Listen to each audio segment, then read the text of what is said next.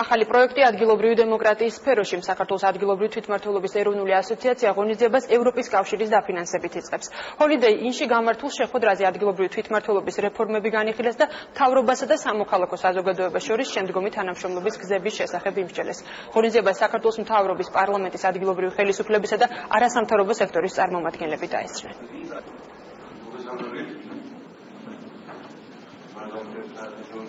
Თვალნათლად ვხედავთ, რომ თვითმმართველობის ყველა ორგანო იმართება შინაგან საქმეთა სამინისტროს მხრიდან და განსაკუთრებით ცენტრალური მთავრობის ზეწოლის ქვეშ.